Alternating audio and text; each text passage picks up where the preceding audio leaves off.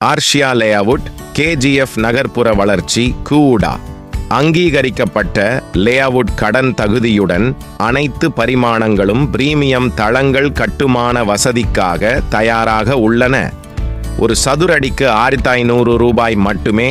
வயதுடைய சாலைகள் பூங்கா, ராபர்ட்சன்பேட்டை வட்டம், கேஜிஎஃப் பேருந்து நிலையம், ரயில் நிலையம், பொது மருத்துவமனை, கேஜிஎஃப் பள்ளிகள், கல்லூரிகள், தாலுகா அலுவலகம் மற்றும் நீதிமன்றம், நகர முனிசிபல் கவுன்சில், ராபர்ட்சன்பேட்டை, கேஜிஎஃப்.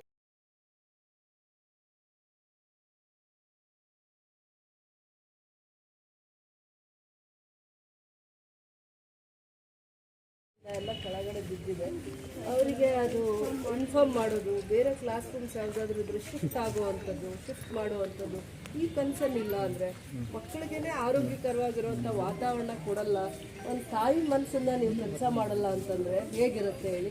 ನೀವು ಒಂದು ನಿಮಿಷ, ನೀವು ಕ್ಲೀನಿಂಗ್ ಹೇಗೆ ಇಟ್ಕೊಂಡಿದ್ದೀರಾ ಅಂದರೆ, ನೀವು ಎಷ್ಟು ಕ್ಲೈನ್ಲಿನೆಸ್ ಇಟ್ಕೊಂಡಿದ್ದೀರಾ ಅಂತಂದರೆ ಮಕ್ಕಳು ಬಂದು ಎಲ್ಲಿ ಕುತ್ಕೋತಾರೆ? ಯಾವ ಮಗುನ ಕಳಿಸ್ತಾರಮ್ಮ? ನೀವೇ ಹೇಳಿ. ಸರಿ ಆಯಿತು, CDPO ಕೆಲಸ CDPO ಮಾಡಲಿ, ನಿಮ್ಮ ಕೆಲಸ ನೀವು ಮಾಡಲಿ, ಮಕ್ಕಳು ಒಳಗಡೆ ಬರಬೇಕು. ಇದೊಂದು ಕ್ಲಾಸ್ ರೂಮ್, ಅಂಗನವಾಡಿ ಇದು. ಒಂದು ಚಿಕ್ಕ ಮಗುನ ಒಂದು ತಾಯಿ ತಂದೆಯಲ್ಲಿ ಬಿಡಬೇಕು ಅಂತಂದರೆ ನೀವೇ ನೋಡಿ ಎಷ್ಟು ಯೋಗ್ಯವಾಗಿದೆ, ಕ್ಲೀನ್ ಆಗಿದೆಯಾ, ಆ ಜಾಗ ಕ್ಲೀನ್ ಆಗಿದೆಯಾ? ನೀವು ನಿಮ್ಮ ಮನೆ ಹೀಗೆ ಇಟ್ಕೋತೀರಾ?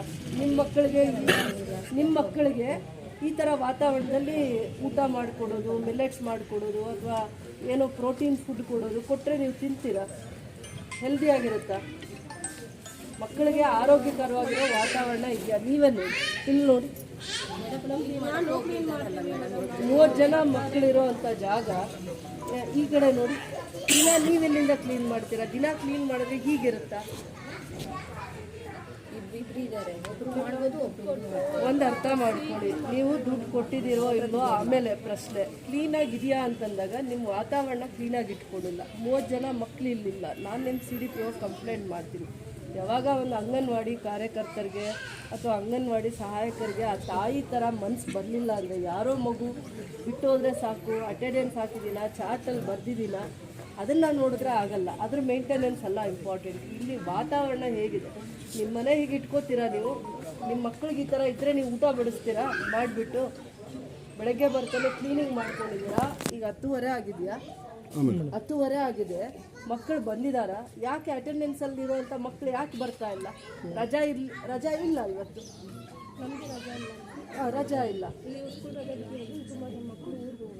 ರೀಸನ್ಸೇ ಬೇಡ. ಇದು ಇಷ್ಟು ವರ್ಸ್ಟ್ ಇದೆ. ಶಿಫ್ಟಿಂಗ್ಗೆ ಇಷ್ಟು ಕ್ಲಾಸ್ ರೂಮ್ಸ್ ಇದಾವಲ್ಲ, ಶಿಫ್ಟಿಂಗ್ಗೆ ಕೇಳಬೇಕಾಗಿತ್ತು. ಬೇರೆ ಕಡೆ ಶಿಫ್ಟ್ ಮಾಡಿಕೊಡೋದಕ್ಕೆ ಅವಕಾಶ ಮಾಡಿ ಅನ್ಬೇಕಾಯಿತು. ನೀವೇ ನಿಮ್ಮ ಕ್ಲಾಸ್ ರೂಮ್ನ ಯೋಗ್ಯವಾಗಿ ಇಟ್ಕೊಂಡಿಲ್ಲ ಅಂತ ನಾನು ಹೇಳ್ತಾ ಇದ್ದೀನಿ. ನಾನು ಕಂಪ್ಲೇಂಟ್ ಕೂಡ ಮಾಡ್ತೀನಮ್ಮ, ನಾನು ಕಂಪ್ಲೇಂಟ್ ಮಾಡ್ತೀನಿ. ಯಾಕೆ ಅಂದರೆ ನೀವು ಈ ವಾತಾವರಣ ಇಟ್ಟಿದ್ದೀರಾ. ಯಾವ ಮಗು ಆರೋಗ್ಯವಾಗಿರುತ್ತೆ? ಯಾರು ಕರ್ಕೊಂಬಂದು ಬಿಡ್ತಾರೆ ನಿಮ್ಮ ಹತ್ರ? ಒಂದು ಮಗುನೂ ಕರ್ಕೊಂಬಂದು ಬಿಡಲ್ಲ. ಯಾರಾದರೂ ಪೇರೆಂಟ್ಸ್ ನಂತರ ತಾಯಿ ಬಂದು ಈ ಜಾಗ ನೋಡಿದ್ದಾಳೆ ಈ ಕಡೆ ಅಂದರೆ, ನಾನು ನನ್ನ ಮಗುನ ಕರ್ಕೊಂಬಂದು ಇಲ್ಲಿ ಬಿಡಲ್ಲ. ನಿಮಗೂ ಆ ತಾಯಿ ಮನಸ್ಸಿಲ್ಲ, ನಿಮಗೂ ಕೂಡ ತಾಯಿ ಮನಸ್ಸಿಲ್ಲ. ನೀವು ಚಾರ್ಟ್ಗೆ ಲಿಮಿಟ್ ಆಗಿದ್ದೀರಾ, ಚಾರ್ಟು ಅಟೆಂಡೆನ್ಸ್ಗೆ ಲಿಮಿಟ್ ಆಗಿದ್ದಾರೆ ಇವರೆಲ್ಲನೂ.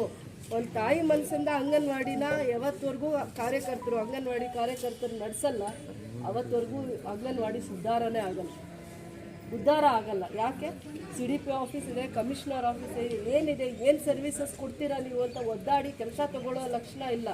ಬರ್ತಾರೆ ಮಕ್ಕಳು, ಬಂದರೆ ಬರ್ಬೋದು, ತಿಂದರೆ ತಿನ್ಬೋದು, ಹೋದರೆ ಹೋಗ್ಬೋದು. ನಿಮ್ದೇನಿದೆ? ನಿಮ್ಮ ಸೇಫ್ಟಿ ಮೆಜರ್ಸ್ ಅಷ್ಟೇ ನೋಡ್ತೀರಾ. ಮಾಡಬಾರ್ದು. ನಾವು ಕೆಲಸ ಕೊಟ್ಟಿದೆ ನಿಮಗೆ, ನೀವು ಅವರಿಂದ ಬದುಕ್ತಾ ಇದ್ದೀರಾ. ತಾಯಿ ಮನಸ್ಸು ಇರಲಿ ಅಂತ ನಿಮ್ಮನ್ನು ಕೆಲಸಕ್ಕೆ ತೊಗೊಳ್ಳೋದು. ಅಂಗನವಾಡಿ ಕಾರ್ಯಕರ್ತರು ಅಂತ ನೋಡಲ್ಲ. 10 ಜನ ಮಕ್ಕಳು ಬರ್ತಾರೋ, 20 ಜನ ಮಕ್ಕಳು ಬರ್ತಾರೋ, ಅಷ್ಟು ಜನನ ನೀವು ತಾಯಿ ಮನಸ್ಸಿಂದ ಆರೈಕೆ ಮಾಡ್ತೀರಾ, ಕಾಪಾಡ್ಕೊತೀರಾ ಅಂತ ನಿಮ್ಮನ್ನು ಇಲ್ಲಿ ಇಡೋದು, ಜವಾಬ್ದಾರಿ ಕೊಡೋದು, ಸಂಬಳ ಕೊಡೋದು. ಈ ವಾತಾವರಣ ಇಟ್ಟಿದ್ದೀರಾ. ಯಾವ ಮಗುನೂ ಬರೋಕ್ಕಾಗಲ್ಲ. ಯಾವ ಮಗುಗೂ ಯೋಗ್ಯವಾಗಿರೋ ವಾತಾವರಣ ಇದಲ್ಲ. ನಾಳೆಯಿಂದ ನಾವು ಯಾವತ್ತೂ ಟಾಲ್ರೇಟ್ ಮಾಡಲ್ಲ. ಇದು ಯಾರಾದರೂ ಮಗು ಇರೋ ಜಾಗನೇನಮ್ಮ? ಇದನ್ನು ಯಾರಾದರೂ ಹೇಳ್ತಾರ ಮಕ್ಕಳಿರೋ ಜಾಗ ಅಂತ?